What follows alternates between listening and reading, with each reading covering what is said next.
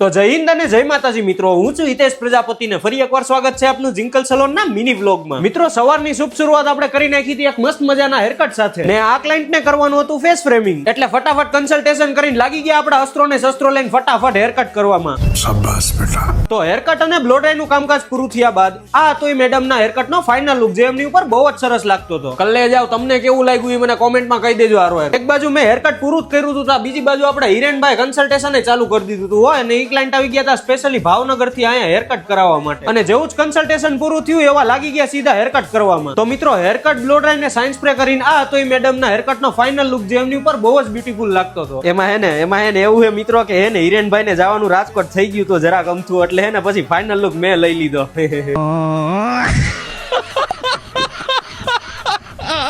ત્યારબાદ આ ક્લાયન્ટ આવી ગયા હતા સ્પેશિયલી અમરેલી થી આપણી પાસે અહીંયા હેરકટ કરાવવા માટે, અને હેરકટમાં એમને જોતું હતું ફેસ ફ્રેમિંગ। મને કે હિતેશભાઈ બહુ લેન્થ મારે શોર્ટ નથી કરવી હો, એટલે એ પ્રમાણે તમે કરી દેજો। મેં કીધું ઉપાધિ કરોમાં તમારે જેવું જોઈ છે એવું લુક આપણે કરી દેશું। અને મિત્રો ટોટલ પ્રોસેસ પૂરી થયા બાદ આ હતું એમના હેરકટ નું ફાઇનલ લુક જે અમારા જિંકલબેન આડા આવીને ફાઇનલ લુક તમને બતાવશે। મિત્રો ખરેખર આ દુઃખ કોને કેવા જાવું, મને કયો તમે મહેનત આપણે કરી હોય ને મફતમાં ક્રેડિટ બીજા લઈ જાય છે, શું કરવું કયો? પણ ગમે એમ આપણી બેન કહેવાય, કરી એટલું ઓછું પડે એની હાટું તો।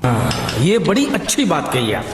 અને આ મિત્રો આજના વ્લોગમાં તમને નકરા હેરકટ જ જોવા મળશે, કારણ કે મોસ્ટ ઓફ ક્લાયન્ટ અમારા આજ હેરકટ વાળા જ હતા। ત્યારબાદ મિત્રો આપણા સલોનમાં આવી ગયા હતા ક્યુટ એવા ક્લાયન્ટ જેમનું નામ હતું જાનવીબેન। જાનવીબેન હતા આપણા લીંબાડી થી ને એમને કરવાનું હતું બટરફ્લાય હેરકટ। એટલે જાનવીબેન આરે આપણે પહેલા એક ચોખવટ કરી નાખી કે જો લેન્થ જાજી શોર્ટ લાગે તો પપ્પાને મારું નામ નહીં દેવાનું। મને કે વાંધો નહીં હિતેશભાઈ હું નામ નહીં દઉં, એટલે ગાયોગાઈ કરાર કરીને આપણે ફટાફટ એમનું હેરકટ ચાલુ કરી દીધું। અને જેવું જ હેરકટ નું કામકાજ પૂરું થયું એટલે આ તો એ જાનવીબેન ના હેરકટ નો ફાઇનલ લુક મિત્રો કેવું લાગે છે જરાક મને કોમેન્ટમાં કહી દેજો વાલીડાઓ। અને બીજી બાજુ અમારા બધા કારીગરના બાયસ્કાવે એટલે કે સ્ટુડન્ટ લોકોએ પ્રોટીન ટ્રીટમેન્ટ નું કામ ચાલુ કરી નાખ્યું હતું, અને ટોટલ પ્રોસેસ પૂરી થયા બાદ આ હતું ટ્રીટમેન્ટ નું ફાઇનલ લુક। મારે એને પણ એકદમ લાકડા જેવી સાઈન। क्या बात है सर, क्या बात है sir.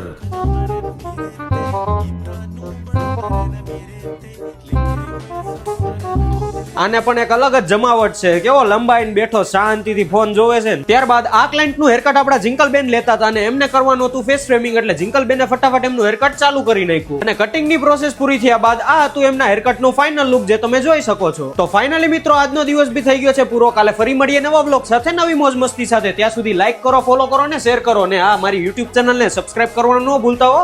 Thank you so much.